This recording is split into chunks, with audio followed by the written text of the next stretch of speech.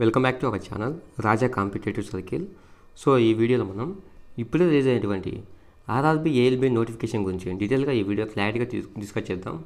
So ఇంకా మన ఛానల్ని ఎవరైనా సబ్స్క్రైబ్ చేసుకోకుండా కానీ ఇప్పుడే మన ఛానల్ సబ్స్క్రైబ్ చేసి ఒక చిన్న లైక్ చేయండి. ఈ యొక్క నోటిఫికేషన్ పీడిఎఫ్ని మన రాజా కాంపిటేటివ్ సర్కిల్ టెలిగ్రామ్ ఛానల్లో పోస్ట్ చేస్తాను. సో ఆ టెలిగ్రామ్ ఛానల్ యొక్క లింకును ఈ వీడియో యొక్క డిస్క్రిప్షన్లో ఇస్తాను, వెళ్ళి చూడండి. మన టెలిగ్రామ్ గ్రూప్లో జాయిన్ కండి. సో మనకి మొదటగా ఈ ఓపెనింగ్ డేట్ ఎప్పుడు చేసిందంటే మనకి ఈరోజు అనగా 12/4/2025 తేదీన ఈరోజు ఓపెన్ అయిందన్నమాట. ఈ పీడిఎఫ్ మనకు అఫీషియల్గా నోటిఫికేషన్ రిలీజ్ చేశారు. సో మనకి ఈరోజు నుంచి మన అప్లికేషన్ని స్టార్ట్ చేయవచ్చు అనమాట. అప్లికేషన్ ఎండింగ్ డేట్ ఎప్పుడు అంటే మనకి May 11, 2025 అన్న మనకి ఎండ్ డేట్ అనమాట. Last date of application fee payment for submitted the applications వచ్చేసి మనకి 13/5/2025. సో ఈ యొక్క ఆర్ఆర్బీ ఏఎల్పీని ఎలా అప్లై చేసుకోవాలో స్టెప్ బై స్టెప్ ఈ నోటిఫికేషన్లో క్లారిటీగా ఉంది. సో ఈ వీడియో ఎండ్ వరకు చూడండి, మొత్తం ప్రాసెస్ మొత్తం మీకే ఐడియా వస్తుంది. సో మనకి ఎట్లా అంటే ఈ అసిస్టెంట్ లోకో పైలట్ ఏఎల్పీ యొక్క పే లెవెల్ ఎలా ఉందంటే మనకి పే లెవెల్ 2 అనమాట. లెవెల్ 2లో మనకి 7th CPC ద్వారా లెవెల్ 2లో మనకి ఇనిషియల్ పే వచ్చేసి 19,900 వస్తుందన్నమాట. మనకు మెయిన్గా మెడికల్ స్టాండర్డ్ వచ్చేసి ఈ ఏఎల్పీకి వచ్చేసి A1 ఉన్నదన్నమాట. మనకు మెడికల్ స్టాండర్డ్ అనేది మనకు మేజర్గా ఐ విజన్ ఎక్కువ ఉన్నదన్నమాట ఈ లోకో పైలట్కి, అసిస్టెంట్ లోకో పైలట్కి. సో ఏజ్ ఎలా ఉండాలంటే 18 to 13 years బిట్వీన్ మధ్యలో ఉన్న వారికి మాత్రమే ఎలిజిబుల్ అనమాట. మనకి ఏజ్ వచ్చేసి అసిస్టెంట్ లోకో పైలట్కి 18 to 13 years మధ్యలో ఉన్న వారికి మాత్రమే ఎలిజిబుల్ అనమాట. సో మొత్తంగా ఎన్ని పోస్టులు ఉన్నాయంటే మనకి 99,970 పోస్టులు ఉన్నాయన్నమాట. మనకి మొత్తంగా 9,970 పోస్టులు ఉన్నాయి. సో మనకు ఏ జోన్కి ఎన్నెన్ని పోస్టులు ఉన్నాయో ఈ నోటిఫికేషన్లో క్లారిటీగా ఉన్నాయన్నమాట. సో మీరు ఒకసారి ఈ నోటిఫికేషన్ క్లారిటీగా చెక్ చేస్తే మీకు ఒక ఐడియా వస్తుంది అనమాట. సో ఎడ్యుకేషన్ క్వాలిఫికేషన్స్ ఎలా ఉండాలో తెలుసుకుందాం. సో మనకి ఇక్కడ ఈ ఆర్ఆర్బీ ఏఎల్పీకి అప్లై చేయడానికి మనకు ఏ ఎడ్యుకేషన్ సర్టిఫికేట్లు కావాలి, ఏ ఎడ్యుకేషన్ సర్టిఫికేట్స్ కావాలి, ఇట్లా క్లారిటీగా ఉందన్నమాట ఇందులో. సో మనకు మెడికల్ స్టాండర్డ్ వచ్చేసి డెఫినెట్గా ఐ విజన్ అనేది A1 ఉన్నదన్నమాట. మెడికల్ స్టాండర్డ్ అనేది physically fit in all aspect అంటే మనకి విజన్ వచ్చేసి డిస్టెన్స్ విజన్ వచ్చేసి 6/6 ఉండాలన్నమాట. వితౌట్ గ్లాసెస్ వచ్చేసి 6/6 ఉండాలి. అదేవిధంగా ఫాగింగ్ టెస్ట్ ఉంటుందన్నమాట.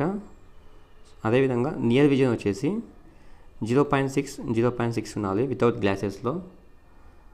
దాంతోపాటుగా must pass test for colour vision ఉండాలి, బైలారికల్ vision, field of vision, night vision, mesopic vision ఇలాంటివి ఉండకూడదు అనమాట మనకి. సో ఒకసారి క్లారిటీగా చెక్ చేయండి నోటిఫికేషన్ని, మీకు ఒక ఐడియా వస్తుంది. సో నేను ఓన్లీ ఇందులో ఇంపార్టెంట్ పాయింట్స్ని మాత్రమే మీకు ఎక్స్ప్లెయిన్ చేస్తున్నాను. సో మనము ఈ ఆర్ఆర్బీ ఏఎల్పీ నోటిఫికేషన్కి అప్లై చేయడానికి మనకు ఏ క్వాలిఫికేషన్స్ ఉండాలంటే మనం ఖచ్చితంగా ఇండియన్ అయి ఉండాలన్నమాట. ఇండియన్ కానీ citizen of Nepal, citizen of Bhupal ఇట్లా ఉండాలన్నమాట. సో ఏజ్ లిమిట్ వచ్చేసి మనకి 1/7/2025కి 18 to 13 years మధ్యలో ఉండాలి. ఏజ్ రిలాక్సేషన్ వచ్చేసి మనకి ఇందులో ఏజ్ రిలాక్సేషన్ ఎలా ఉంటుందంటే మనకి SC ST క్యాండిడేట్స్కి 5 years, OBC క్యాండిడేట్స్కి 3 years, ఎక్స్ సర్వీస్మెన్ క్యాండిడేట్లలో మళ్ళీ UR/EWS క్యాండిడేట్లకి 3 years, ex servicemen OBC వారికి 6 years, ex servicemen SC ST వారికి 8 years ఉంటుందన్నమాట ఏజ్ రిలాక్సేషన్. దాంతోపాటుగా మనకు ఇట్లా రైల్వే ఎంప్లాయీస్ వాళ్ళకు కూడా కొంచెం ఏజ్ రిలాక్సేషన్ ఉంటుంది. సో మీరు ఒకసారి ఈ నోటిఫికేషన్ క్లారిటీగా చూడండి. నేను మొత్తం ఎక్స్ప్లెయిన్ చేయాలంటే వీడియో లెంత్ అనేది చాలా ఎక్కువగా అవుతుంది, మీకు చూడడానికి ఇంట్రెస్టింగ్గా ఉండదు అనమాట. సో నేను ఓన్లీ ఇంపార్టెంట్ పాయింట్స్ మాత్రమే మీకు ఎక్స్ప్లెయిన్ చేస్తున్నాను. సో క్యాండిడేట్స్ యొక్క డేట్ ఆఫ్ బర్త్ ఎలా ఉండాలంటే మనకి UR క్యాండిడేట్స్ అదేవిధంగా OBC EWS క్యాండిడేట్స్ వాళ్ళు 2/7/1995 కన్నా తర్వాత బాధ వాళ్ళు మాత్రమే దీనికి అప్లై చేసుకోవచ్చు అనమాట. 1995 జూలై 2వ తేదీ కన్నా తర్వాతి వారు మాత్రమే అప్లై చేసుకోవచ్చు. అంతకన్నా ముందు వాళ్ళు జన్మించిన వాళ్ళు అప్లై చేసుకోకూడదు అనమాట. అదే మనకు ఓబీసీ వాళ్ళు వచ్చేసి 92 అనమాట, 1992 సంవత్సరం నుంచి అప్లై చేసుకోవచ్చు.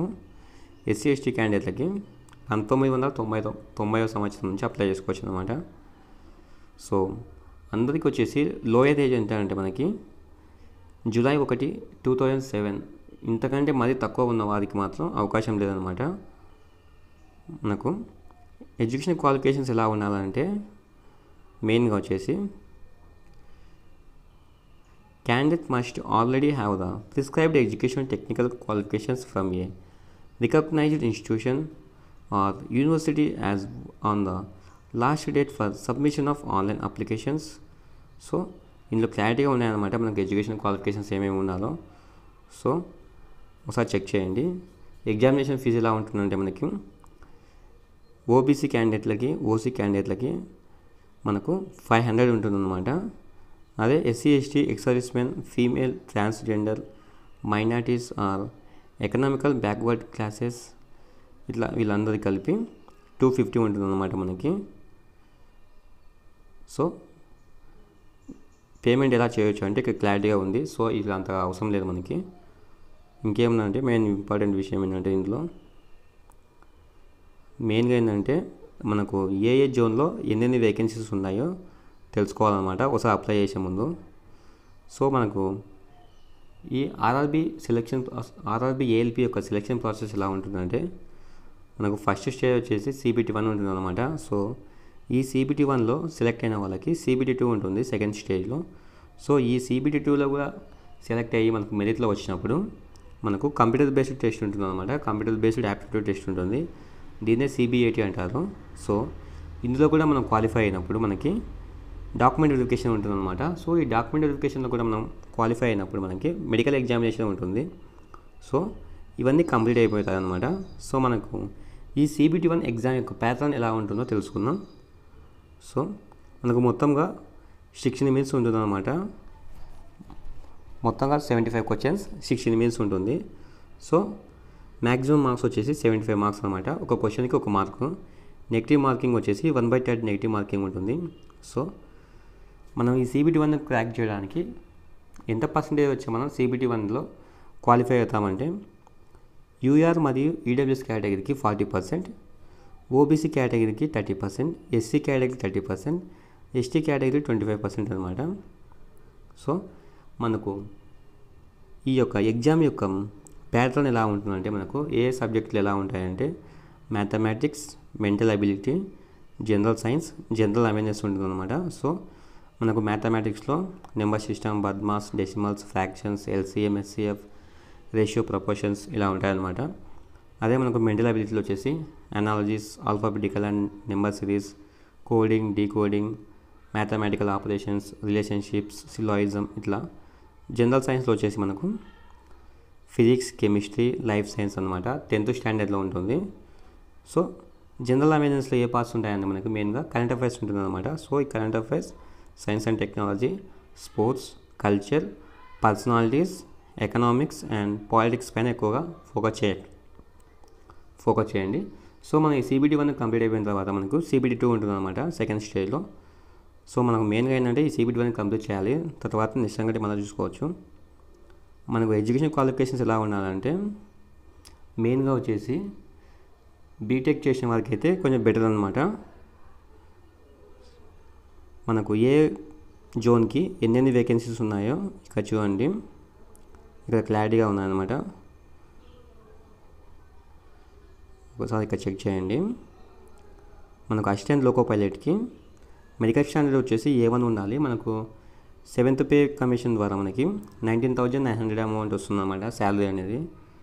సో ఎడ్యుకేషన్ క్వాలిఫికేషన్స్ వచ్చేసి మెట్రికులేషన్, SSLC ప్లస్ ITI ఉన్నారన్నమాట రికగ్నైజ్డ్ ఇన్స్టిట్యూషన్ వారికి. సో ఈ విధంగా ఉన్నారన్నమాట మనకు ఎడ్యుకేషన్ క్వాలిఫికేషన్స్ అనేటివి. ఇట్లా జోన్ వైజ్గా మనకు ఎన్నెన్ని వేకెన్సీస్ ఉన్నాయి ఇక్కడ క్లారిటీగా ఉన్నాయి చూడండి. మన సికింద్రాబాద్ జోన్కి, సౌత్ సెంట్రల్ జోన్కి, సౌత్ సెంట్రల్ రైల్వే, అదేవిధంగా ఈస్ట్ కోస్టల్ రైల్వేకి ఇట్లా ఈ విధంగా ఉన్నాయన్నమాట మనకు వేకెన్సీస్ అనేటివి. 435, 216 ఇట్లా. యూఆర్ కేటగిరీకి, SC కేటగిరీ, ఇట్లా ఈ విధంగా ఉన్నాయన్నమాట. ఒకసారి క్లారిటీగా చెక్ చేయండి అప్లై చేసే ముందు. ఓకే ఫ్రెండ్స్, అందరికీ ఆల్ ది బెస్ట్. ఈ యొక్క పీడిఎఫ్ని మన Raja competitive cycle and Telegram channel post చేస్తాను, చెక్ చేయండి. ఇంకా మన ఛానల్ ఏమైనా సబ్స్క్రైబ్ చేసుకోకుండా ఇప్పుడే మన ఛానల్ సబ్స్క్రైబ్ చేసి ఒక చిన్న లైక్ చేయండి.